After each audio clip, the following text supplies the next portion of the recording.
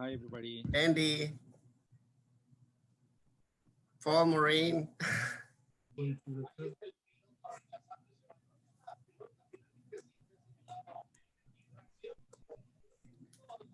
Oh, it's the screen recorder as a backup. Quick time, yeah. No, they can. What do you get? Hola, Ángeles. I Hola, think Nora. Hi, Bernie. Hi, Bernie. Yeah, but new movie recording is QuickTime business. I can do it on my computer. Hi, Bernardo. Hello. We Hey, couldn't Roberta. figure out how to get it on. Katie did it. Hi, Bernardo. Hi, Hello. Bernardo. Oh, what was that ringing? That was somebody else. Hey, Oh, Mitch and Sarah. that was my phone. That was my ding. Sorry.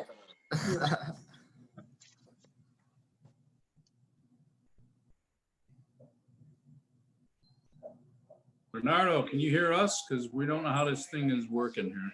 Yeah, I can hear you. Hey, Randy. Bernardo, thank you for inviting me. Oh, anytime. I'm glad you can join us. Absolutely. I wouldn't want to miss it. Hey, Elisa. So nice to see you all, guys.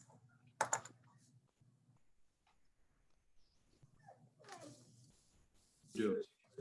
Microphones. Come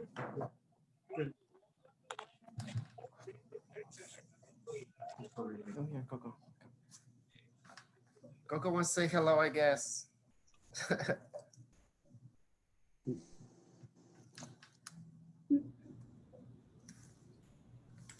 Hey, Coco, say hello. Say hello. Hi, Coco. Hi, Coco. Hello. Up here, Ted. Up. My condolences, Bernardo. Thank you. Thank you, Mitch. So sorry. Thank you. Thanks for organizing this. He deserved this, you know. He's such a great guy. I'm really gonna miss him. I really miss having him as my neighbor. So, definitely deserves it. So, should we go ahead and get started? Does everyone feel good? Yeah. Bernardo, would you like to start out or would you like me to say? I can say something. Just want to say thanks for everyone that is joining us. I'm very thankful that you guys are here. Jim and I used to talk about when somebody passed that people always say he or she were a great person. And no one says, oh, he was awful or she was awful. But now I know why. You know, we all know nobody's perfect. Jim was an awesome human being. I'm sorry. Like everyone else, he had his bad moments, but the great and good moments far outweigh the not so good and bad moments. He was kind, very considerate, a man with a huge heart, and always looking for the good in people. I'm sorry. Okay, I was gonna extend a word we could do. I'm so lucky and thankful that we crossed paths. Jim and I met at a bar, and we started hanging out. I knew he was a good-hearted person when I told him I had no place to go.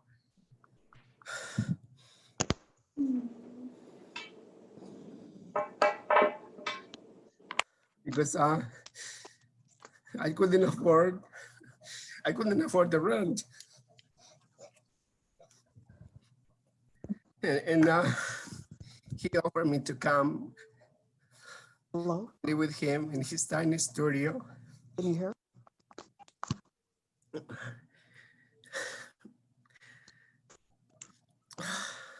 I'm sorry.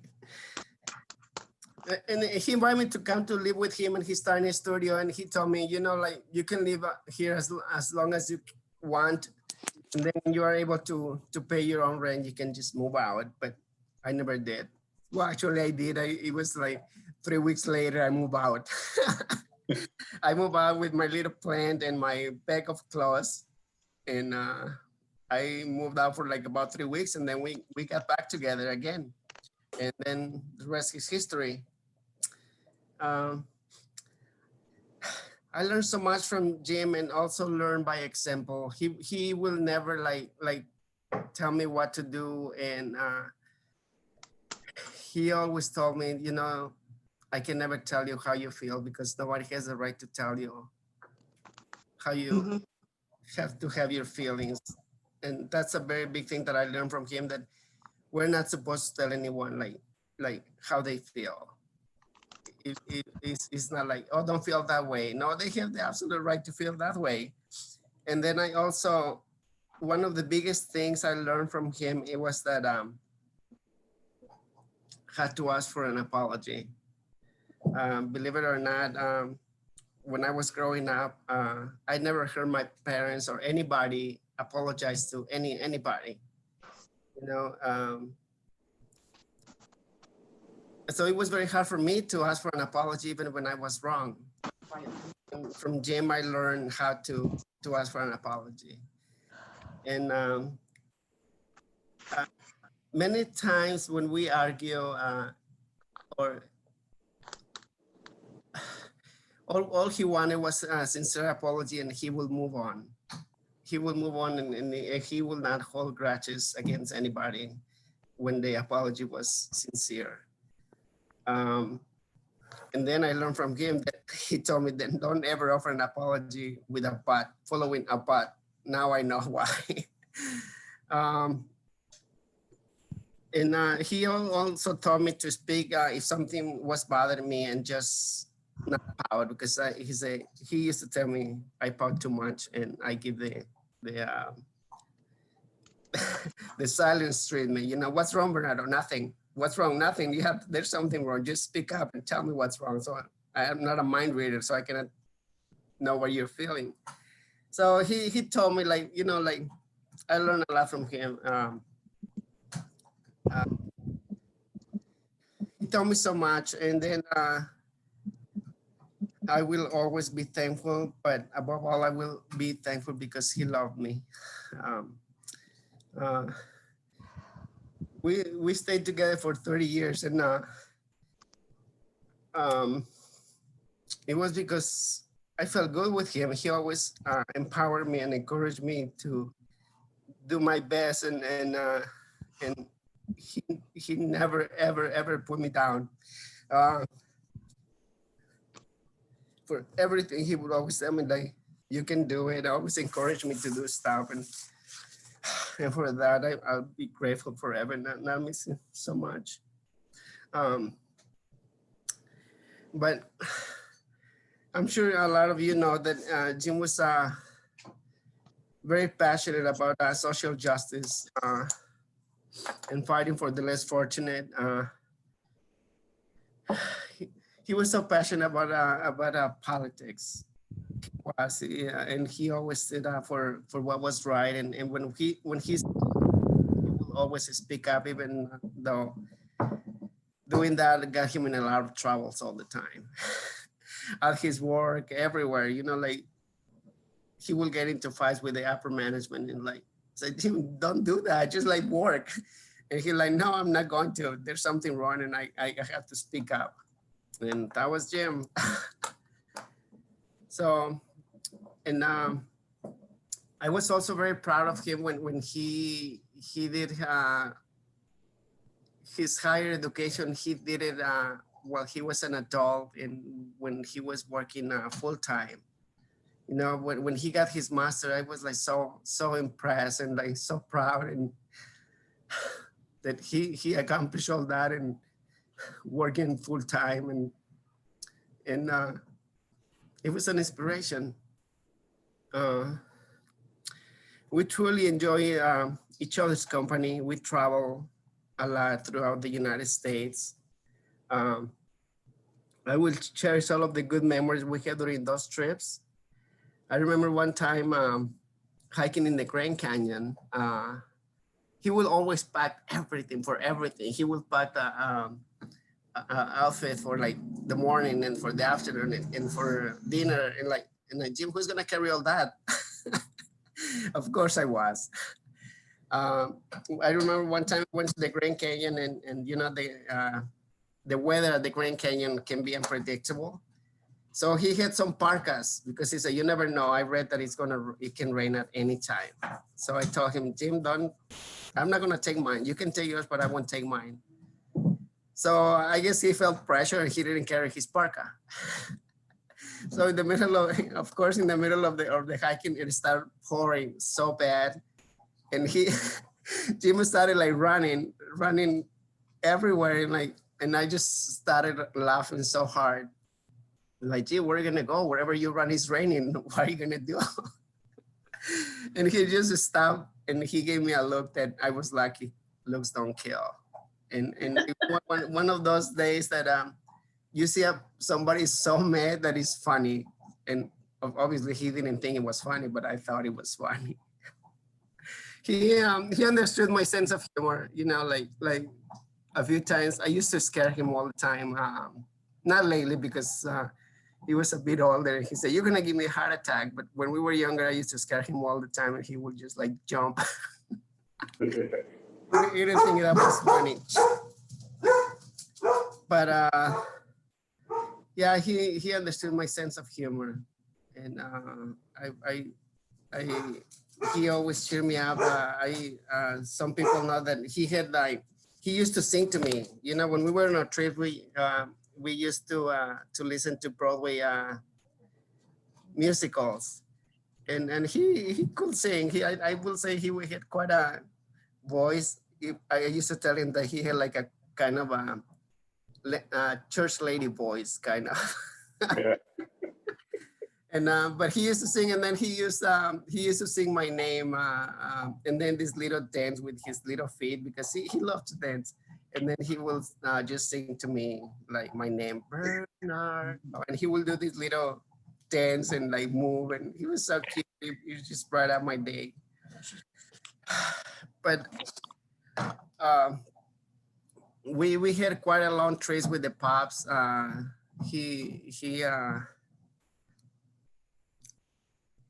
He loved his pups. You know, he got me to get 3 dogs. I don't know why, but I agree. The last one was Tina. Tina is a year and a half old. She's so hyper and she's like, I think last week when she was doing a lot of bad stuff and just like destroying things, and I'm like, Jim, what the hell did you adopted her? But I agree. So. And he could have more dogs, but 3 is the limit in Forest Park. But I'll miss him dearly, but I have great memories to help me get through. So that's it, guys. Thank you very much.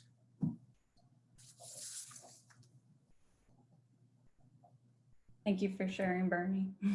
Thank you. Gosh, what a wonderful man. I guess to continue, some of you have raised your hand in that, and so I'm taking that as you probably want to share a story. So I guess we'll just move through with everyone if that sounds good. Adolfo, I believe. Would you like to go? Yeah, sure. I mean, I don't have anything prepared.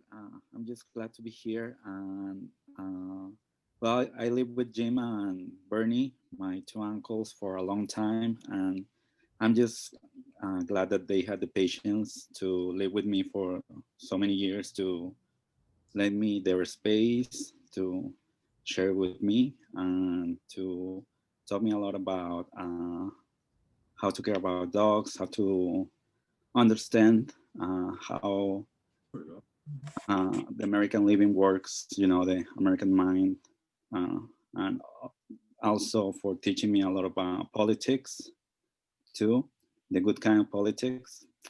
And yeah, I mean, I will always cherish him. and it's just so sad. I mean, I just can't believe it. I can't believe that still after all this time that what happened is, I don't know. But I always will be grateful with Jim and with Bernie for all the help that they gave me and all the things that I learned from them. Thank you, Adolfo. As you know, Adolfo is always helping me out with the dogs. He lives like a mile away, and he always like, every time I'm running late, I say, Adolfo, can you take the dogs? And he always does. So I'm grateful for that too. It's my pleasure.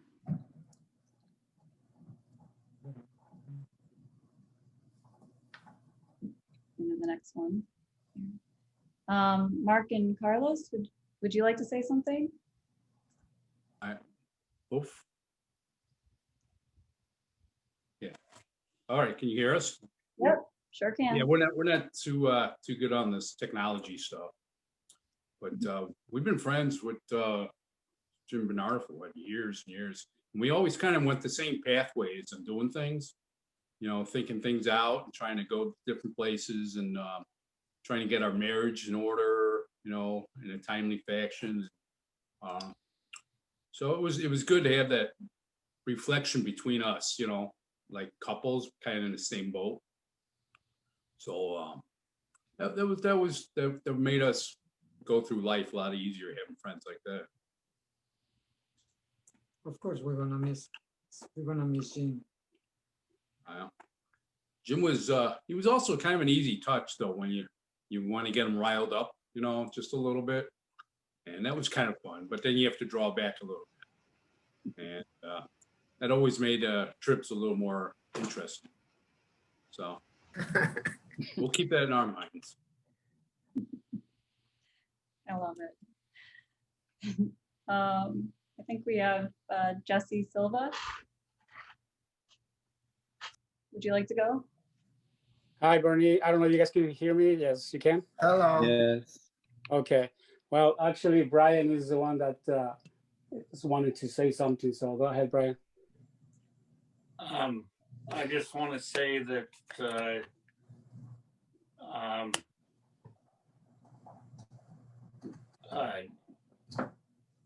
God, please give Bernie strength and encouragement in your holy name. Thank you. Thank you, Bernie. Is the Alyssa here? Yeah, I'm you. Yes, I'm here. Do you hear me? Okay. Okay. I just wanted to say, first of all, I love both Bernardo and Jim so much. My ex-husband, Wes, who's also on this memorial service Zoom meeting, we were super lucky. Someone had volunteered us to have somebody stay in our home during the Obama campaign of 2008. And of course, we were like, well, I hope he's not a psycho. Who is this? That's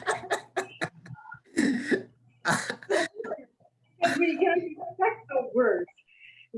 And anyway, he came and, you know, it was like the greatest month to have him there. He was also fantastic at what he did with Macomb County, which he was in charge of for the Democratic Party.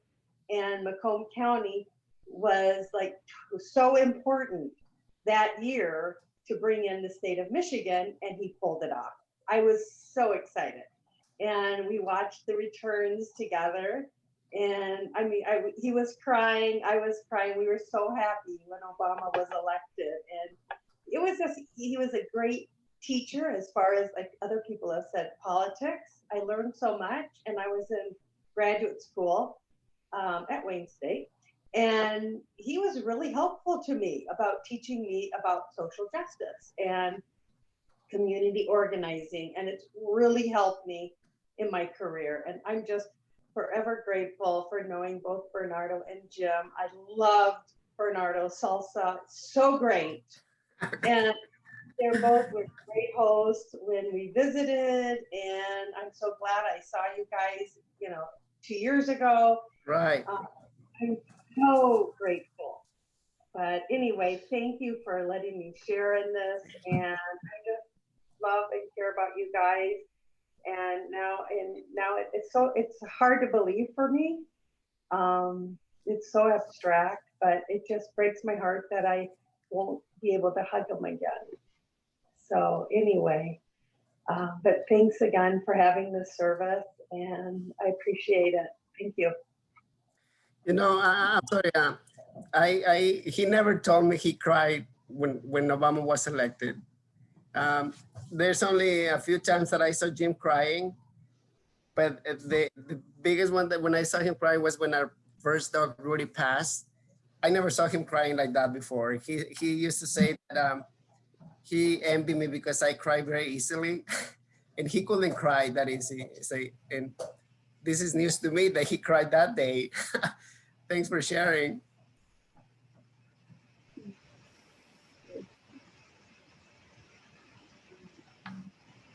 Andy, would you like to say something? Did you say Randy? I did. Oh, okay. Thank you. I've known Jim as a colleague and a friend. We worked together at a substance abuse facility for years. And the thing that most impressed me about Jim was, yes, he was very passionate, but that passion converted to compassion as well. He was an incredible person as he cared for people who were going through a very difficult time. And there's a real consistency in his life. In all the different parts of his life, I experienced that compassion and his passion. And Bernardo, you and Jim set a great example for all of us in terms of how to build a loving relationship. And I'm so thankful for that. Thank you.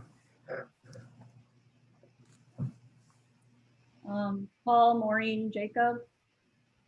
Hello. Through there. Yep. Hi.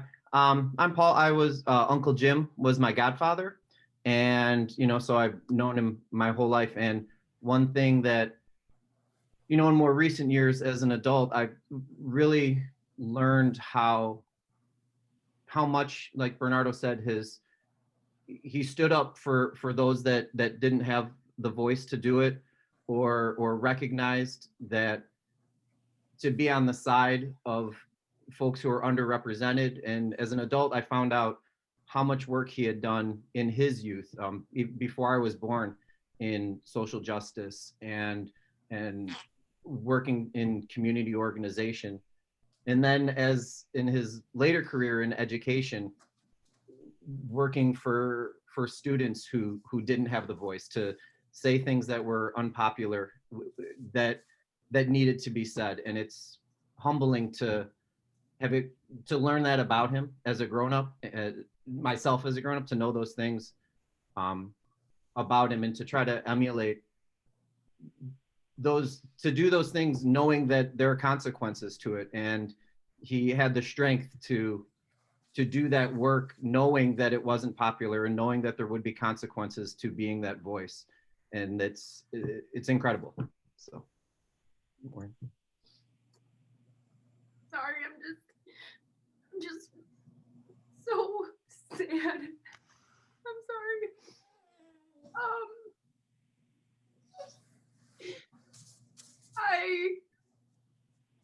I just always felt like I could be myself around him.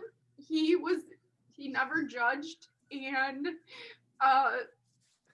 you could just be who you were and say what you wanted to say. And I always felt like if I wanted to drop the F-bomb in front of him, he didn't care. And he would always see me, and say, "Oh, I really liked your Facebook post." And it also helped that we were politically aligned too. So we could, rant and rave about whatever we wanted to rant and rave about. And I'm just really gonna miss him.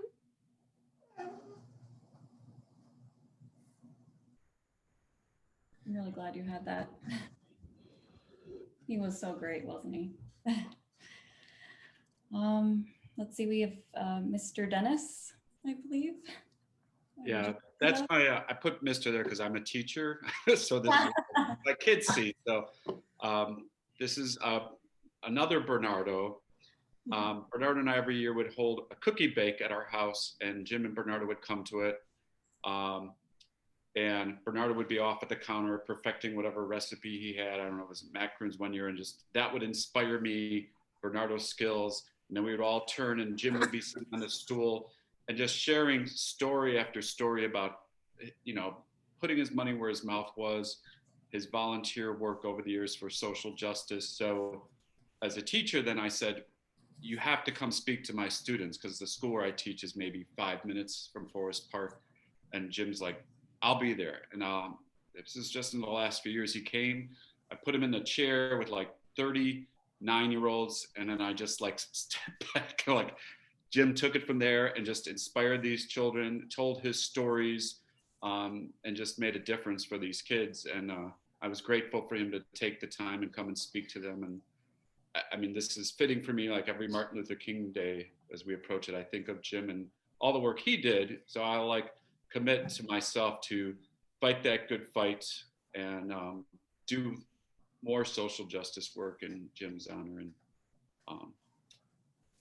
thank you, Bern, for sharing Jim with us and doing all those cookie bakes every year. So He was a great storyteller. He was. Really does seem fitting that, you know, Martin Luther King Day, I believe, is tomorrow. So for him to do that. Bernie, if you'd like, I have that video, just that little clip you showed me that you had recorded from your TV. I had looked everywhere for the episode. I couldn't find it. I think it was an episode that you had to pay for it.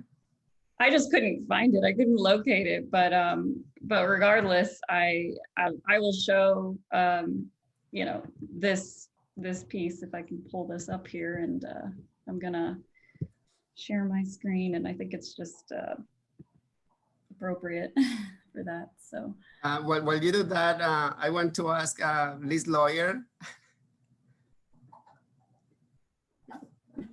Okay, I'm here. Sorry, I'm in the car.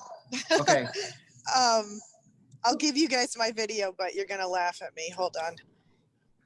would it be all right if I played this one quickly, or is it the same one? And can everyone see my screen? Yeah. Okay, I'm gonna make that just a little bigger now. It's a little raw, but it's pretty cool that he was on the History Channel. Really speaks to King had as a bargaining chip was a threatened march to Cicero, Illinois, which historically was viewed as the most racist suburb in the Chicago area. And that's what kept Mayor Daley at the bargaining table, is the fear that we would go into Cicero and, you know, people might get killed even, and Mayor Daley's reputation would be horrible. So, not too long of a clip, but definitely pretty cool. And let's see, gotta bring back everyone. Where'd it go? Just a moment, guys.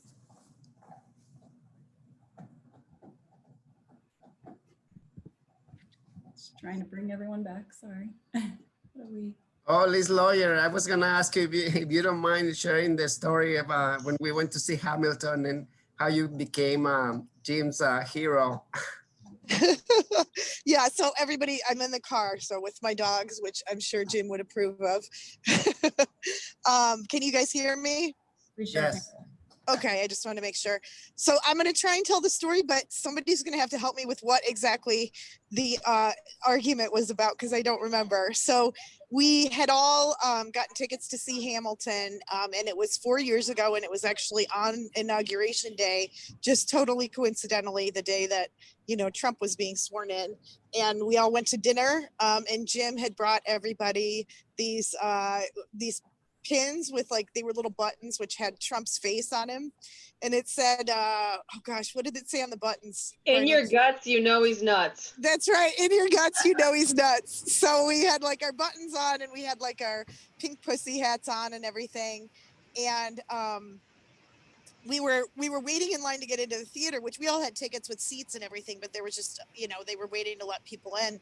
And there was this guy that was just like this, like beefy, like guy that was just like, he was shoving everybody and trying to get ahead of everybody. And it was just weird because, I mean, you had assigned seats and he was just being so aggressive and he ends up shoving Jim, and Jim like fell over and like fell to the floor. And I just got pissed and I was like, So I just got up in his face and I don't remember, maybe Bernie or Sarah Levine, if you remember, I don't even remember exactly what, I think I told him something like I was an undercover cop and I had like You did, and you threatened to sue him. Yeah, you went all out. Pictures and use facial recognition and like it was a bunch of BS. You were gonna lose his job and you were gonna like hunt him down on the internet, and then he was gonna get fired from his job and his like privileged drunk ass and something like, I don't know. Yeah, because they were drunk too. That whole group was like really drunk.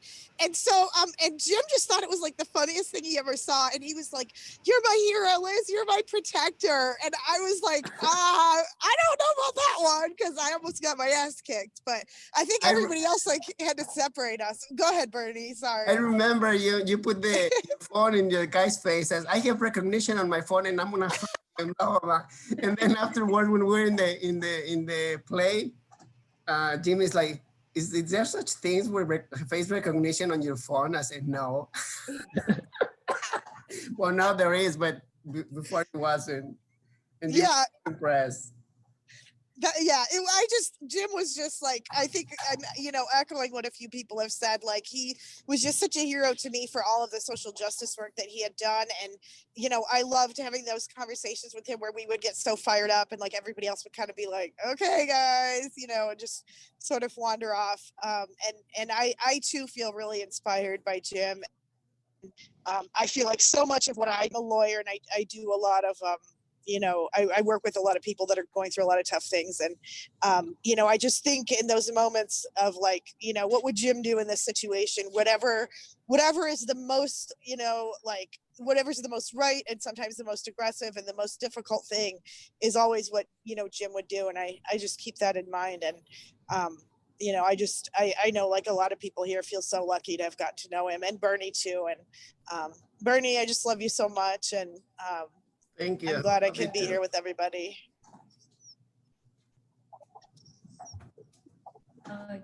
Do we have anyone else who would like to say anything? Yes, I would. Go ahead. Laura? Yeah. I met Jim in 2003 when he was a colleague of mine at McNeil Hospital. The following year, he asked me to supervise him, which was essentially just validating that he was completing his 3,000 or 4,000 hours, because he certainly didn't need my supervision. He had been a counselor for many years. And Jim's passion and authenticity, his kindness and his energy, like the one gentleman stated, was consistent really in all aspects of his life. Even when we both left McNeil, we stayed very close friends. He was always available to listen and support. And like the one young lady said, you could really be yourself, and he was always himself. His authenticity and his passion were contagious. You know, when you know him, you just sort of get into the mode of sharing his passions where you can, sharing the celebrations. And now that he's not here, it just feels like a big hole.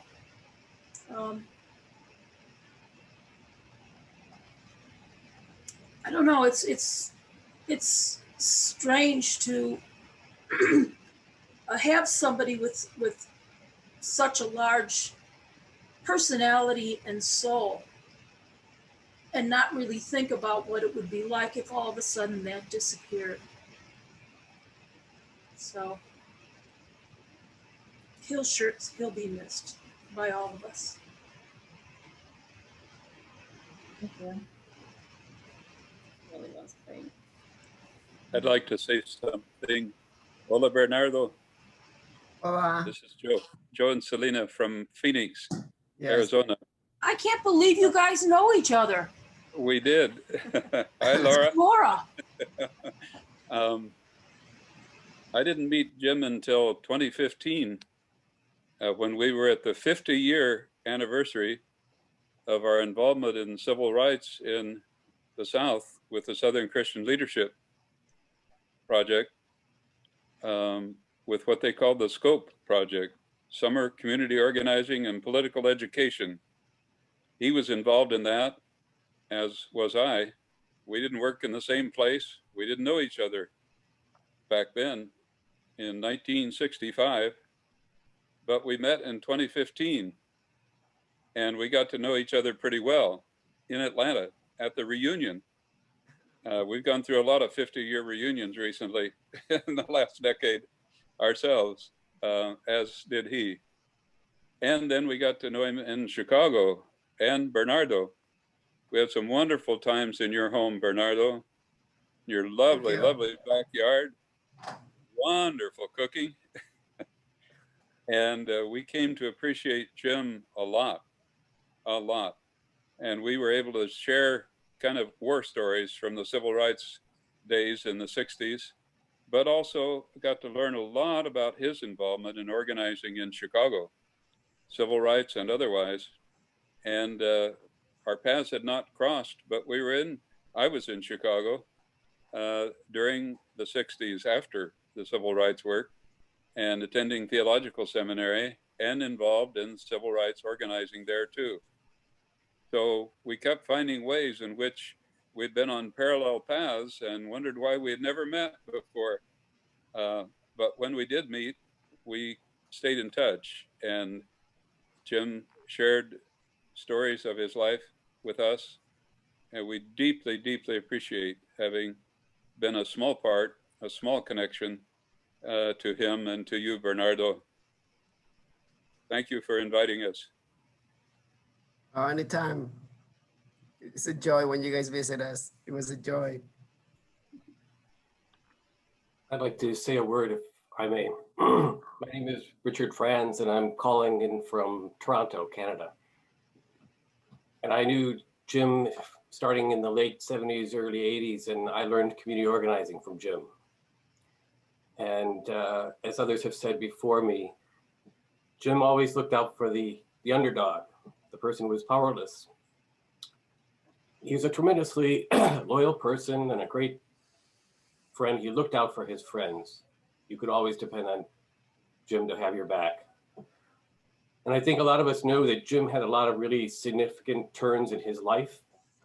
But I think one of the most significant, if not the most significant, is his meeting of Bernardo. And I want to thank Bernardo for being the loving husband that he has been to Jim.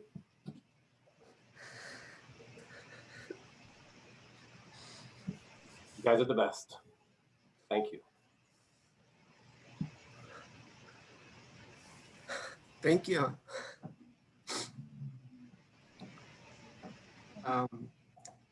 Crystal, I may jump in. I noticed you shared in the chat a hymn. Yeah, it's for Jason. He's gonna post. He's gonna speak. So whenever it's turn for him to speak, that is for that. Okay. Do we have anyone else at the moment? I also believe Steve Lahaye has something.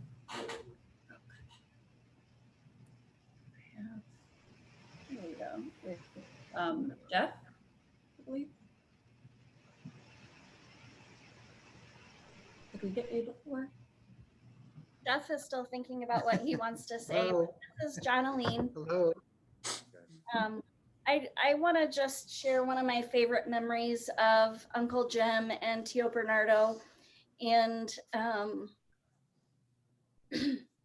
it's from our wedding. Yes. Bernardo danced and danced and danced at our reception. And it was so fun to watch his energy and to watch the way Uncle Jim looked at him. But I think the funniest thing about that night was my aunt, who had been widowed for about 4 years, was so disappointed when she found out that Bernardo was with Uncle Jim and not someone that that she could continue to dance with. She was having so much fun with him. And I just remember thinking what a great couple Jim and Bernardo are.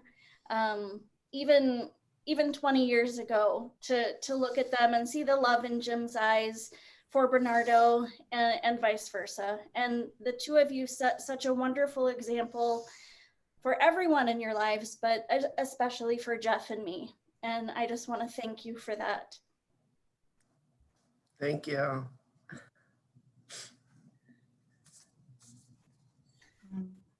Hi, this is Craig and Steve. Can you hear us? You can. You can. Like so many, our knowledge of Jim has come a lot from political issues. So we would go to fundraisers, and just so often Jim would appear. He was just there all the time. It was kind of funny. And in that thought, Steve was looking at some poems, and if you've got the time, you'd like to share a poem from Richard Blanco from the book How to Love a Country, which we thought was apropos for this. So I'll let Steve read the poem. The poet, Richard Blanco, was Obama's presidential inaugural poet in 2012. So it's kind of fitting as we go into inaugural week, and I think Jim would, I wish he was here to see this, and the old gone and the new coming in. This poem is called Cloud Anthem. Until we are clouds that tear like bread, but mend like bones. Until we weave each other like silk sheets, shrouding mountains, or bear gales that shear us. Until we soften our hard edges, free to become any shape imaginable. A rose or an angel crafted by the breeze, like paper mache, or a lion or dragon, like marble chiseled by gust.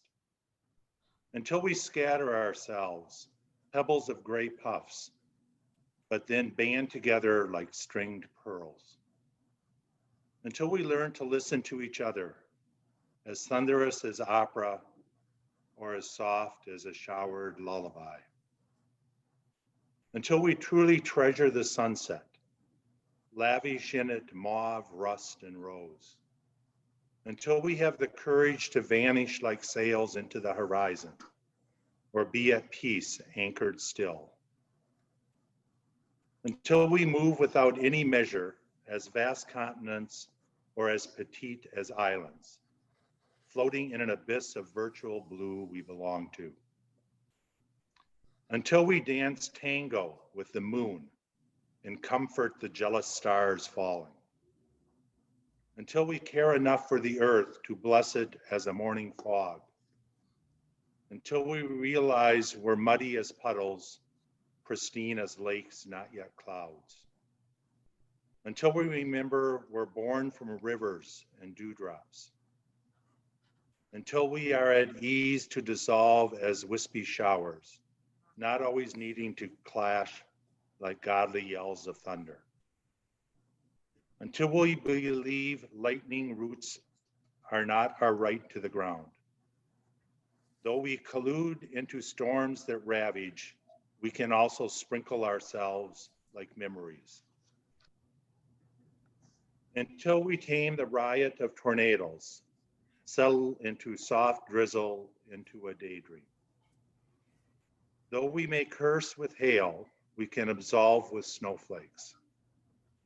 We can die valiant as rainbows and hold light in our lucid bodies like blood.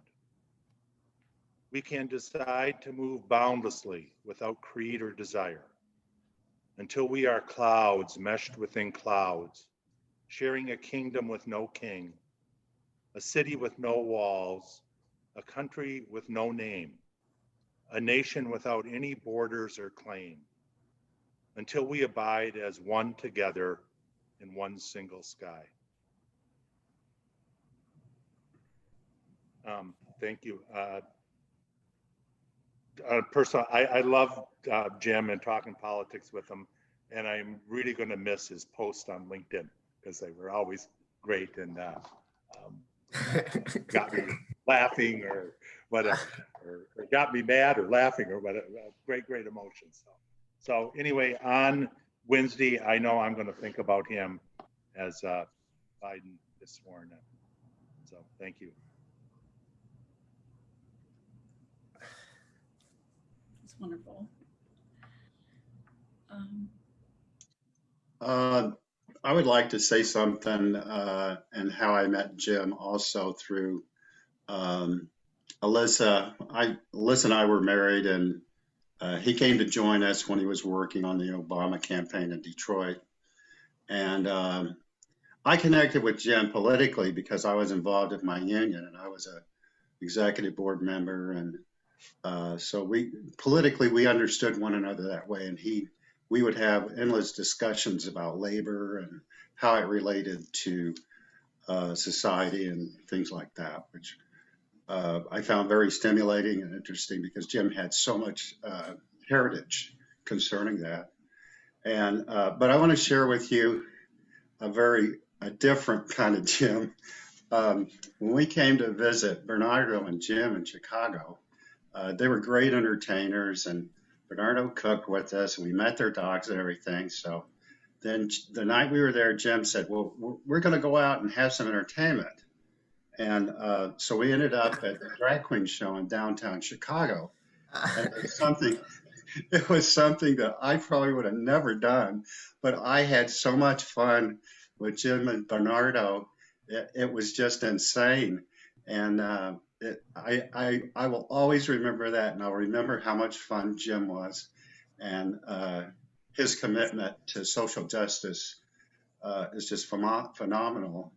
And you know, it's really difficult. You know, everybody understands how you feel, but when someone like Jim leaves you, there's a hole there, and so you have to process that. And through time, you understand that you're the lucky one that was able to understand Jim and meet him. And so with that, I say thank you, Bernardo. And I thank you for that connection to Jim. Thank you. Thank you. I'm showing Liz with your hand up. Hi. Hi, Bernie. Hey, Liz. Hey, Reed. Bernie. I just wanted to say that, you know, Jim and Bernie have been like family to us for so long. I met Jim through Bernie when Bernie and I worked at Shaw's together, and it's been, God, since 2004, I think, that we've known each other. And I just have so many wonderful memories with the two of them, and our group of friends in Chicago, you know, Sunday brunches, garden parties, salsa dancing at Nacional. And I just loved how like Jim would go out on these like late night adventures with us, you know, while we would go out salsa dancing and being crazy, and, you know, going up to my family's Michigan cabin together and going to New York City for my birthday. I mean, there's just like so many memories that I have that are intertwined with Bernie and Jim, and just that we'll miss him and love his passion and sense of adventure and kindness, I think, most of all. Yeah, you know, I met Jim back in 2009, and, you know, I think what I loved about him and gravitated towards him is he was just ageless. You know, he could connect with a 15-year-old, he could connect with a 25-year-old, he could connect with a 80-year-old. Never wanted to miss out, you know. On that Michigan trip, we went on a bike ride around Mackinac Island, and he had probably been on a bike for 20 years, but Jim got on that damn bike and did the whole thing. Didn't complain once. came out to visit us in Seattle and just had heat waves during the 4th of July. And we just dragged Jim all around, going to restaurants and parks to watch fireworks. And, you know, he just loved it. You know, he was always up for adventure and always, you know, just wanted to be there. He was always present, which was awesome. And yeah, we definitely miss him. We do miss him. Yeah, that way he was amazing. Always taking care of me when I used to get drunk. Yeah, yeah, he's always there. Yeah.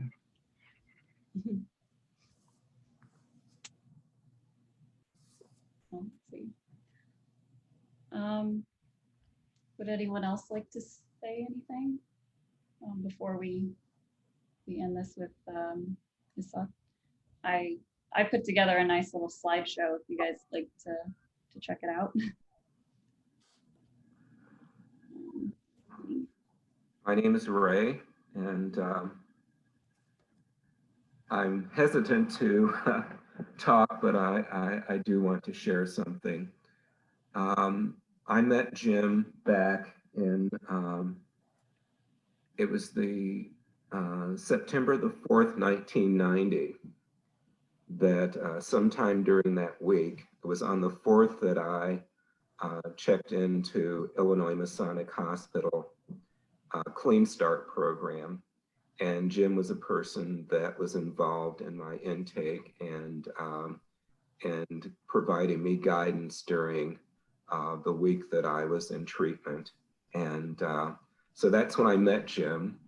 And sometime later, I started doing volunteer work there at Clean Start to support other people that were getting clean and sober.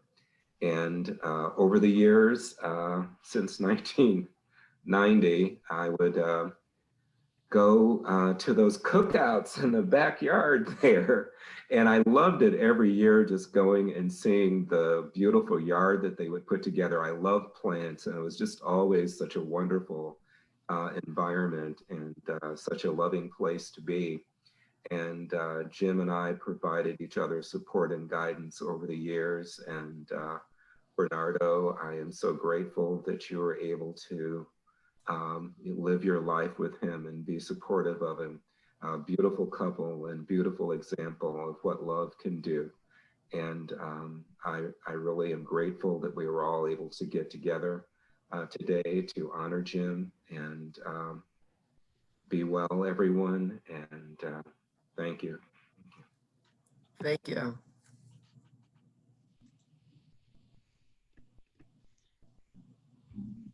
Can everyone hear me? Can anyone hear me? Yes. I'm going to try to move over something, but we might be having some technical issues. Unfortunately. One.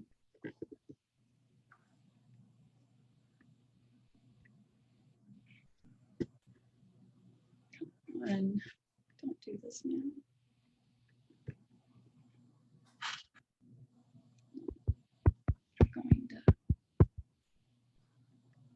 Anyone else would like to say anything while I figure this out? I'm trying to pull up the PowerPoint.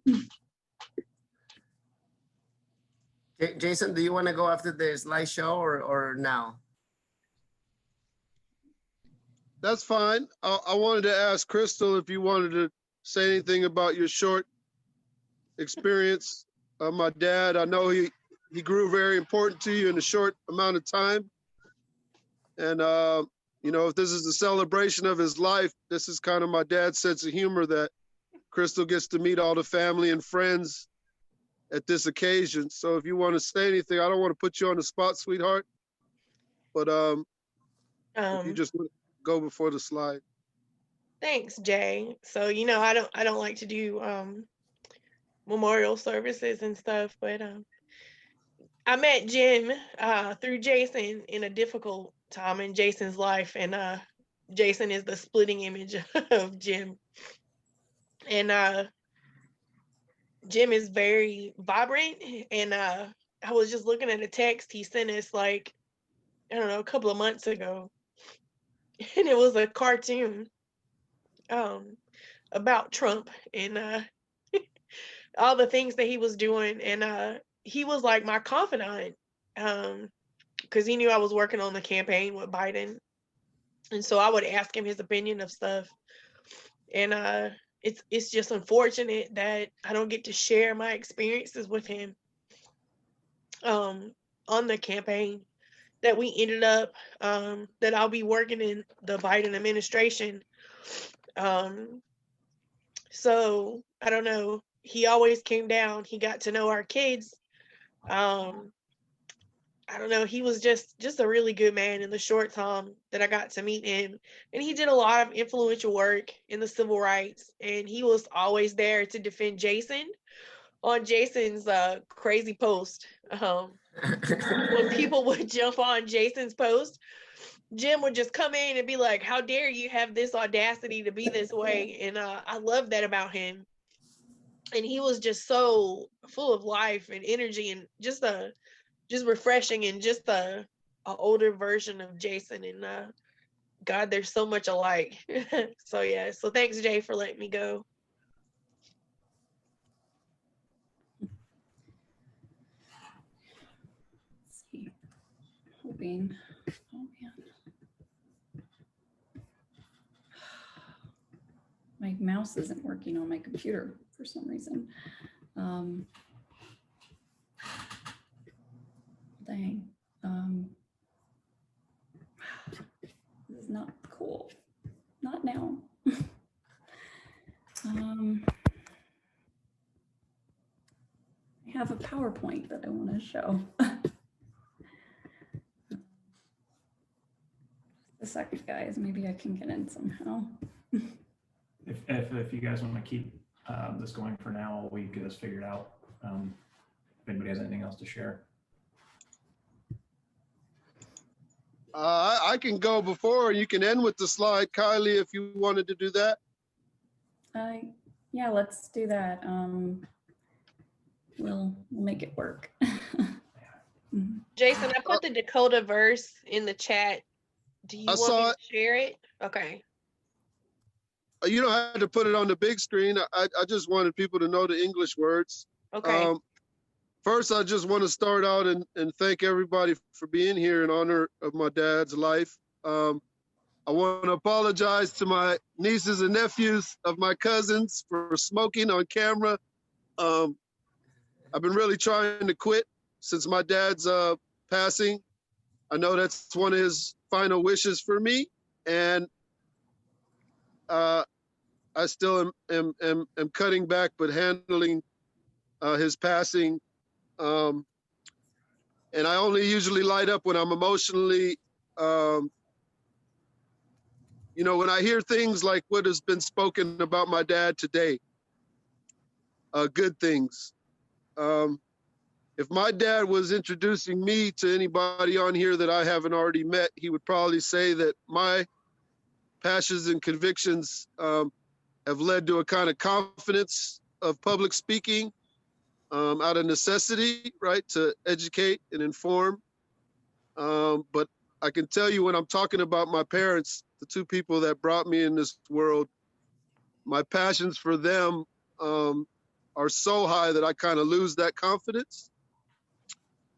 But out of necessity, I'm going to try to give my best intention. And my intention would be to let you know of the heroism of my father.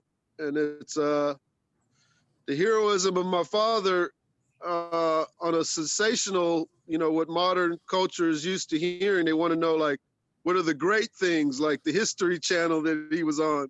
And I can tell you many great things. I can tell you that one of his greatest stories was he got to actually challenge Dr. King's authority on behalf of the safety of the marchers in one of these marches where they were going to go and get bricks thrown at them by the neighborhood.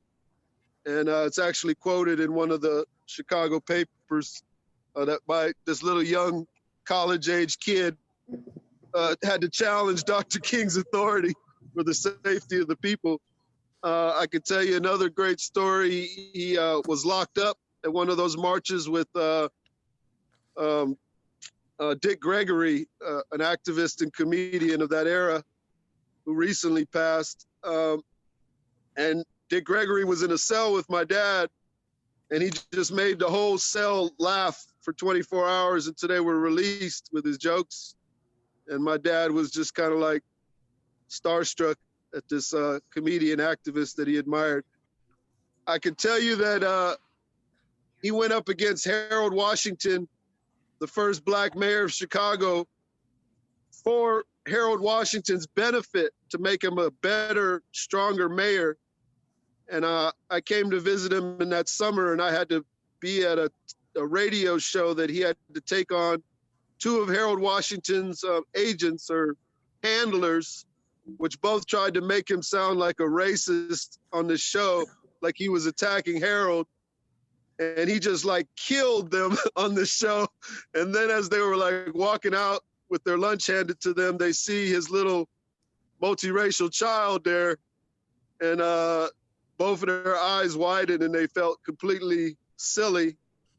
And then later that summer, I got to meet Harold Washington and have him come out and say, you know, your dad is a very strong debater and a very powerful influencer. And I didn't even know what those words mean. I was probably the age of my nephews that are on this call right here.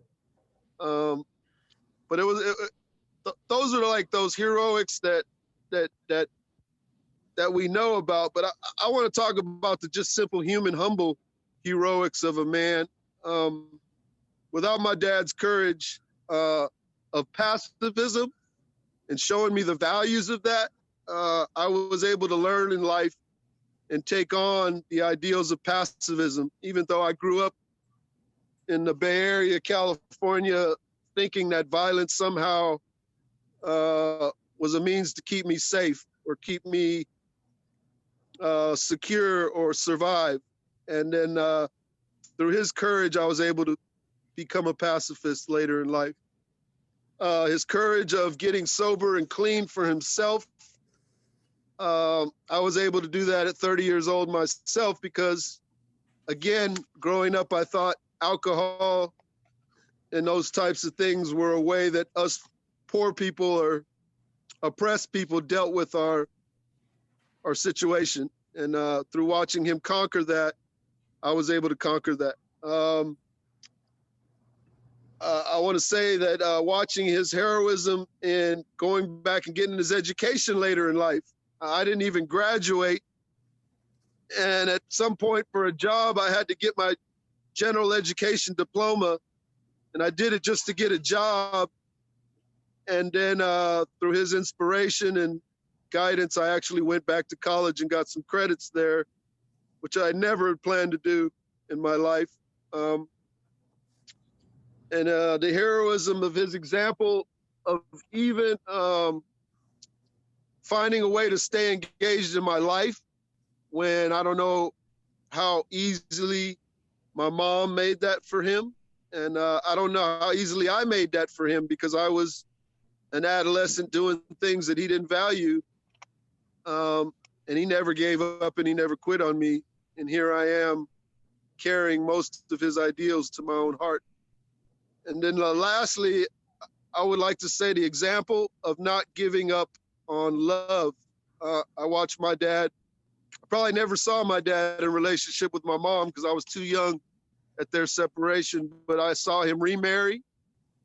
I saw him get in another long-term committed relationship that wasn't a marriage, but these were, heartbreaking instances for him, I'm sure. And then I saw him find love in Bernardo. And, again, going back to my environment as a young person, I saw many men quit after a few heartbreaks. I could have easily quit. And through his perseverance, I was able to persevere and find someone like my wife who's on the call today, who's willing to treat me with equal respect and equal admiration, regardless if we don't always agree. And then, back to how he didn't give up on me. He modeled for me never giving up on my children, no matter if they're not the human beings that I would choose them to be at any point in their life.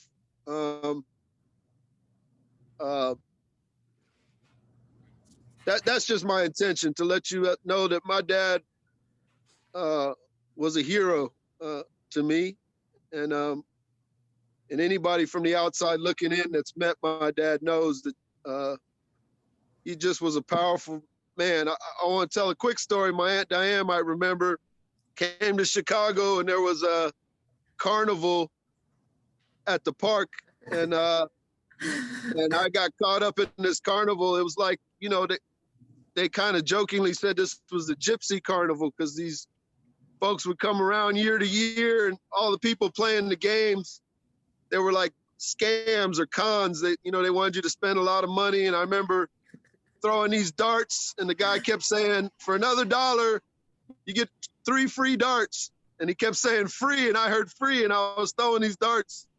And at the end of the game, he gave me this big stuffed animal for like $20 value. Probably wanted me to pay him like $60 to $80.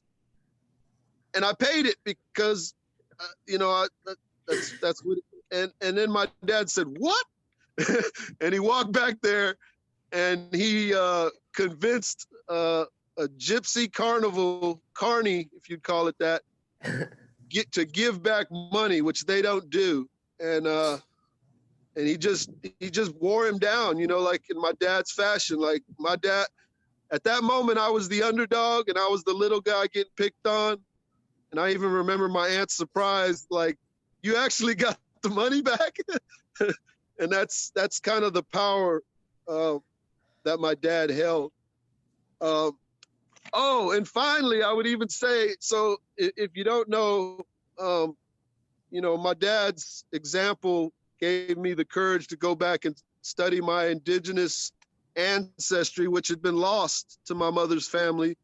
My mother identified primarily as Black, and then in Louisiana, she'd be considered Creole. And then after studying, coming back to the South and studying our family and history, Creole and Black were the only acceptable cultures to describe after assimilation. You couldn't talk about being Native. And so that was lost to us. And so I kind of studied up on my culture. When I was in college, I took Native American studies, and my dad probably doesn't even know that's all attributed to him. It's kind of like righting that historical wrong of not being allowed to know your culture or embrace it. And so I'm very proud of it. So the first song is the one on the screen. And I learned this song in a spiritual context with some good Dakota folks, and didn't even know that it was a biblical hymn taken from Jeremiah that they were taught in the boarding schools, but they took over the song and owned it because it said many things about God's creating the waters and lands and ecological things for our benefit. And so it very tied up with their own traditional spirituality, and they pretty much took the song. So I'm gonna sing that one out of respect for my dad's original start in the seminary. And then I'm gonna sing one that was more from the heart. And it's, you know, my dad always said, you know, I tend to believe in spirituality kind of like Star Wars. There's a dark side and a light side of the Force. And I try to stay on the light side of it. So I'll start with that hymn, Thy Hands, Many and Great, right, sweetheart? I'm not reading the screen, so. Wakantanka takunitawa tankayana ota mapiyakin inanakecha makakin hidu oancha mni oancha Speya wankechi. Hey na ovaki. Now, I'm not professing to have my dad's vocal skills, but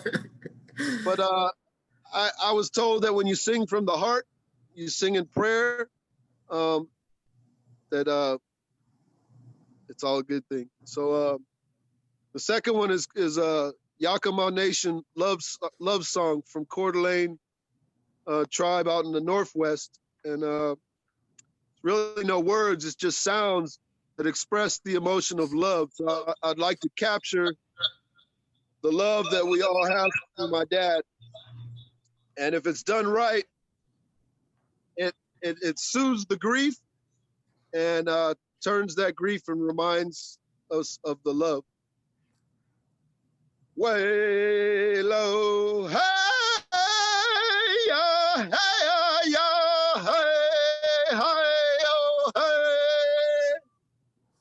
Way low, hey, yeah, hey, yeah, hey, hey, oh, hey. Hey, yo, hey, hi, hey, yo, hey, hi, yo, hey. Hey, yo, hey, hi, hey, yo, hey, hi, yo, hey. Way-oh, way-oh, hey-oh. Yeah, hey, hey, hey. Way-yo, hey, hi, way-yo, hey, hi-yo, hey. Way-yo, hey, hi, way-yo, hey, hi-yo, hey. Hey-yo, hey-yo, hey-yo. Way low, hi, hi, oh, hey. Way low, hi, hey, oh, hey. Hey, yo, hey, hi, hi, yo, hey, hi, oh, hey. Hey, yo, hey, hi, hey, yo, hey, hi, yo, hey. Thank you. Again, thank you for coming. Do you have the Thank you, slide Jason. yet? Yeah, I think we should be able to see this slide, right, Kylie? Oh, I wanted to ask, did I meet, is that Steven from the Scope Project? Because I think I was there in Atlanta with my dad. Did I meet you guys? Yes, you did. We met you there in Atlanta. Yes, yes, it's great to see you again. And we heard your father talk about you a lot. Thank you. We're so glad to see you today and to hear you. Thank you. Thank you for those prayers. There is a saying that when you sing, you pray twice. And you certainly walk the earth gently. Thank you, Jason. Thank you. All right. Well, that was perfect because I managed to get back in. Should we proceed? I managed to get my PowerPoint to work. And I feel like this would be a nice closing, I think. I didn't give any major stories, and I didn't know Jim and Bernie even that long. We moved next door to them and we just found them to be so incredibly nice and welcoming to us. And one thing I'm gonna miss some of those margarita parties that we had. They sneak attack on us, and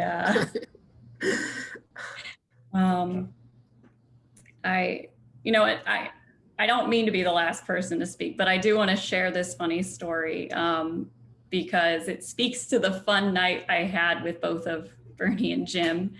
One night when they casually invited us over, Bernie had called over the fence and said, "Hey, come get some margaritas." Yeah. And they were really good margaritas, to say the least. Well, we ended up staying so late, and I had a huge meeting the next day with Amazon for my job, and I barely woke up. I mean, those knocked me on my feet.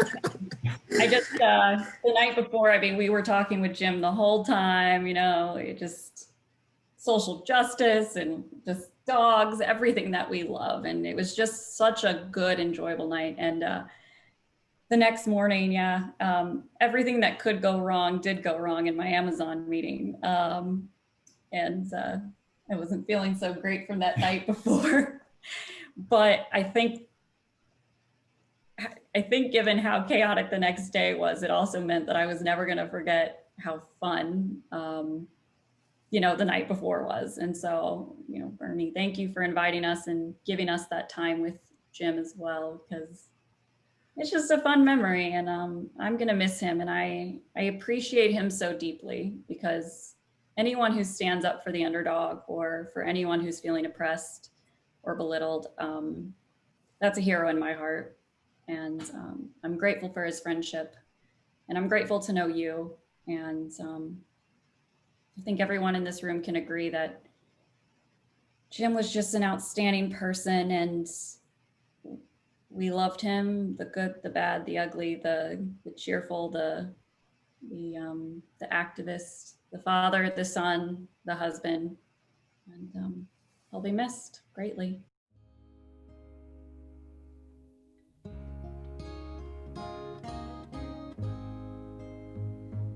There are places I remember all my life, though some have changed, some forever, not for better. Some are gone and some remain. All these places had their meanings. With lovers and friends I still can recall. Some are dead and some are living. In my life I've loved them all.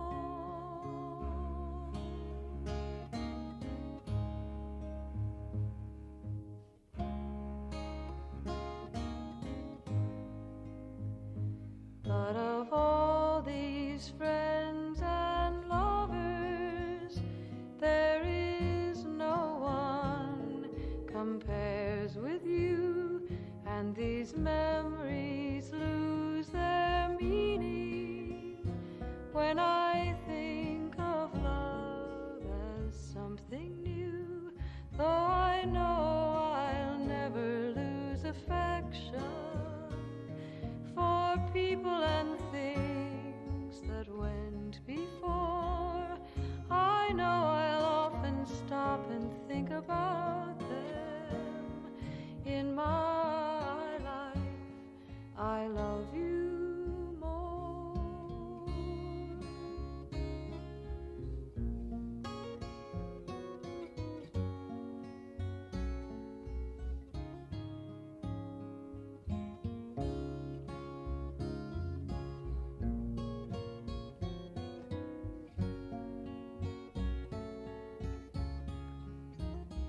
Though I know I'll never lose affection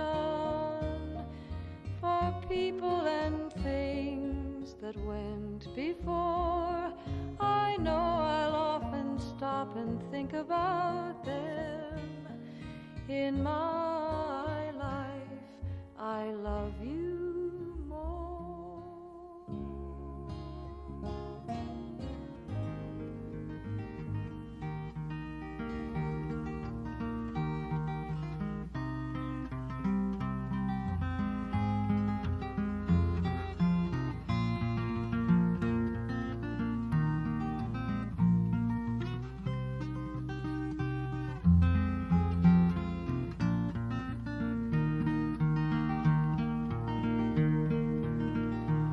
There's no place in this world where I'll belong when I'm gone, and I won't know the right from the wrong when I'm gone, and you won't find me singing on this song when I'm gone. So I guess I'll have to do it while I'm here. And I won't feel the flowing of the time when I'm gone. All the pleasures of love will not be mine when I'm gone. My pen won't pour a lyric line when I'm gone. So I guess I'll have to do it while I'm here. And I won't breathe the bracing air when I'm gone, and I can't even worry about my cares when I'm gone. Won't be asked to do my share when I'm gone, so I guess I'll have to do it while I'm here. And I won't be running from the rain when I'm gone, and I can't even suffer from the pain when I'm gone. Can't say who's to praise and who's to blame when I'm gone, so I guess I'll have to do it while I'm here. Won't see the golden of the sun when I'm gone, and the evenings and the mornings will be one when I'm gone. Can't be singing louder than the guns while I'm gone, so I guess I'll have to do it while I'm here. All my days won't be dances of delight when I'm gone, and the sands will be shifting from my side when I'm gone. Can't add my name into the fight while I'm gone, so I guess I'll have to do it while I'm here. And I won't be laughing at the lies when I'm gone. Well, thanks everybody, and Kaylee, thanks for putting all this together. I had no idea how to do it, and thanks for all your help. And thanks for everybody to be here. I really appreciate it. Thank you, Kylie. Thank you, Kylie. Thank you. Thank you. Thank you. Thank you, Carly. Thank you, Bernardo. Thank you, guys. Take care. Thank you. Thank you. Bye-bye. Jason. Love you. Bye, everyone. Bye. Bye. Bye, there. Bernardo, love you. Adios. Bye, Bernie. Bye. Bye, Bernardo. Love you. Thank you. Bye, Jason. Sasha. Love you, Jay. Bye. Bye, Bernardo. Bye, Bernie. Thank you. Charles and Mark. Bye, Bernie. Love you. Thank you. Bye, Bernie. Adios. Bye, Bernardo. Bye, Bernardo. Thank you. Bernardo. Take care, guys. Thank you. Hey, Rebecca. Bye, Bernie. Bye, Adolfo. Bye, Flora. Bye, John and Diane. Bye, everybody. Bye, Bernardo. Bye, Jason. All right. I'm going to click off. Thank you, Kyle. everyone. Bye, guys.